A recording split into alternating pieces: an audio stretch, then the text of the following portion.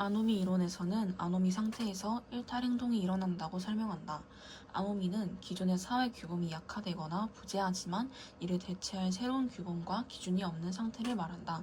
이처럼 개인의 행동 지침이 될 만한 사회 규범이 부재하거나 불분명할 때 일탈이 발생한다는 것이다.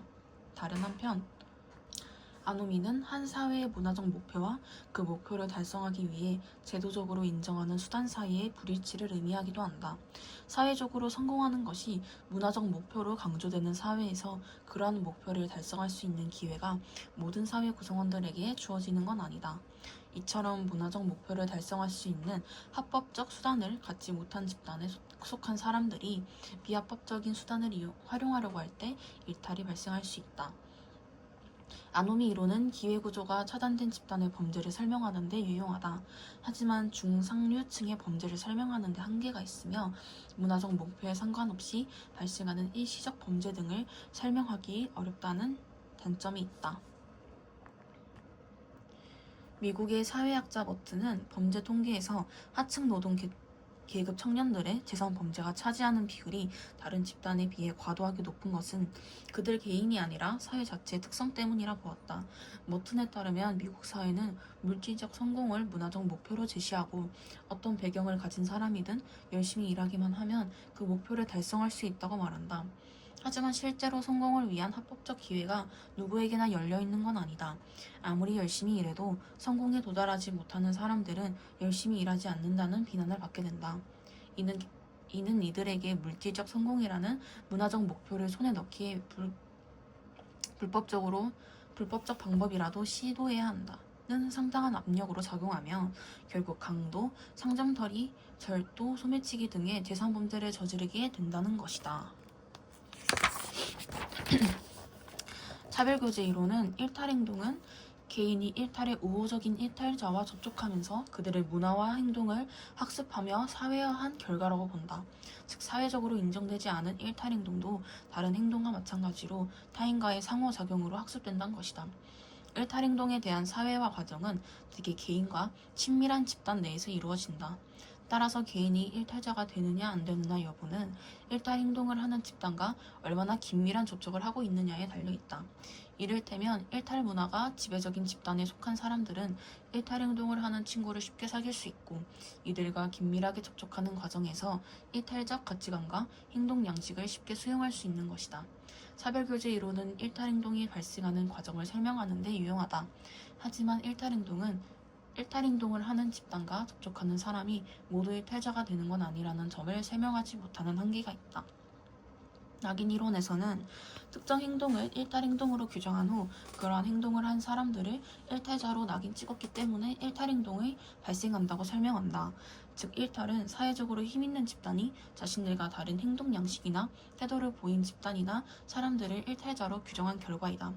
따라서 낙인 이론에서는 보편적인 일탈행동 개념이 존재하지 않는다고 본다. 반면에 사람들이 상호작용을 하면서 어떤 행위를 일탈행동으로 정의하고 어떤 집단을 일탈 집단으로 분류하는지 또 어떤 과정을 거쳐 개인 또는 집단이 일탈자로 규정되는지에 주목한다. 낙인 이론에 의하면 일단 일탈자로 낙인이 찍히게 되면 그는 자신을 스스로 일탈자라고 인정하게 된다. 이처럼 일탈적 정체성을 형성하게 되면 이후에 일탈 행동을 반복할 가능성이 높아진다. 즉 일탈 행동 자체보다는 낙인 여부가 후속 일탈 행동에 더 큰 영향을 미친다는 것이다. 낙인 이론은 왜 같은 일탈 행동을 한 경우에도 어떤 사람은 일탈자가 되는데 다른 사람은 그렇지 않은지에 대해 잘 설명해준다. 그러나 낙인 이론은 낙인 찍히지 않았음에도 반복적으로 일탈 행동을 하는 경우나 반대로 낙인이 있었음에도 일탈이 일어나지 않은 경우를 설명하지 못하며 일탈 행동을 합리화할 수 있다는 한계가 있다.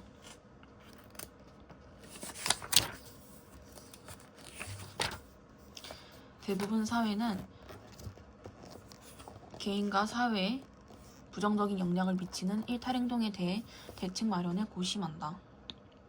이때 일탈 행동에 대한 대책은 일탈 행동의 원인에 대한 관점에 따라 달라질 수 있다. 아노미 이론의 관점에서는 새로운 규범을 정립하거나 사회 구성원에게 목표 달성을 위한 공평한 기회를 제공하도록 제도를 개선하는 것이 중요할 것이다. 차별교제 이론의 관점에서는 일탈 집단 구성원과의 접촉이나 교류를 차단하는 것이 중요성을 강조할 것이다. 낙인 이론의 관점에서는 불필요한 낙인을 줄이기 위한 노력과 일탈 행동을 신중하게 규정하려는 사회적 합의가 필요할 것이다. 하지만 일탈 행동의 원인을 분석할 때 어느 한 이론의 관점에서만 접근하는 데에는 한계가 있다. 따라서 일탈 행동에 대한 효과적인 대책을 마련하기 위해서는 다양한 측면에서 검토가 필요하다. 첫째, 개인과 집단 내 부정적인 일탈 행동에 대한 사회 통제와 규제 방안을 마련하여 처벌을 강화해야 한다. 둘째, 일탈 행동 발생의 원인을 제공하는 사회 구조 및 환경을 개선하여 일탈 행동을 사전에 예방해야 한다.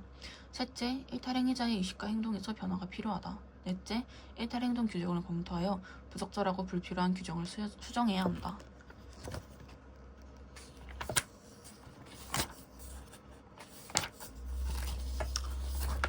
좁은 의미의 문화는 문화인처럼 교양이 있거나 세련된 상태를 가리키기도 하고 신문의 문화면처럼 예술 활동이나 작품을 가리키기도 한다.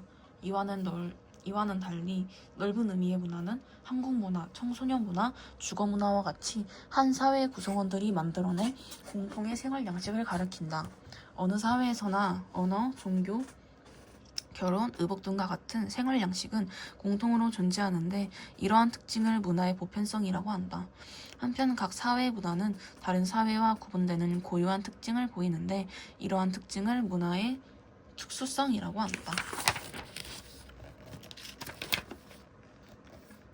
학습성은 문화는 태어날 때부터 지니고 있는 게 아니라 후천적으로 습득된다.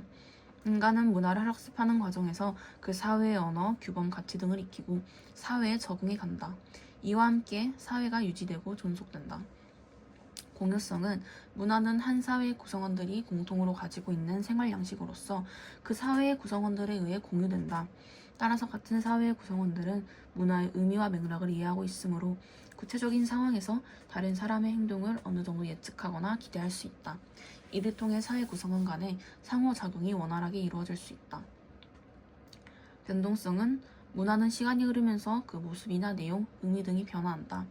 인간은 새로운 환경에 적응하거나 새로운 욕구를 충족하고자 끊임없이 변화를 추구한다. 이 과정에서 문화 요소가 추가되기도 하고 소멸하기도 한다. 축적성 문화는 한 세대에서 다음 세대로 전승되면서 기존의 문화의 새로운 요소가 더해져 더욱 풍부해지고 다양해진다. 인간이 가지고 있는 학습 능력과 상징 체계를 통해 문화의 축적이 이루어진다. 총체성은 문화는 여러 구성 요소가 상호 유기적인 관련을 맺으며 부분이 아닌 하나의 전체로서 존재한다. 문화를 이해하려면 어느 한 부분만 살펴보기보다는 각 부분의 다른 요소들과 어떻게 연결되어 있는지에 주목해야 한다. 문화의 여러 구성 요소가 서로 연관되어 있으므로 어느 한 부분의 변화가 생기면 연쇄적으로 다른 부분에도 영향을 준다. 문화를 바라보는 주요 관점에는 총체론적 관점과 비교론적 관점이 있다. 문화를 바라볼 때 이러한 관점들이 모두 요구되는데 상황에 맞게 적절히 활용해야 한다. 총체론적 관점은 문화의 여러 요소가 상호 유기적인 관계를 맺으면서 전체로서 하나의 문화를 이루고 있다는 점을 강조한다. 이 관점에서는 문화 요소 간의 관계를 전체적으로 살펴봄으로써 특정 문화 요소를 잘 이해할 수 있다고 본다. 비교론적 관점은 모든 문화가 보편성과 특수성을 가지고 있다는 점에 주목한다. 이 관점에서는 문화 간에 나타나는 유사성과 차이점을 살펴봄으로써 어떤 문화의 특징을 객관적으로 파악할 수 있다. 문화를 이해하는 태도에는 어떤 게 있을까? 특정 문화를 기준으로 문화의 우열을 평가하는 태도에는 자문화 중심주의와 문화 사대주의가 있다.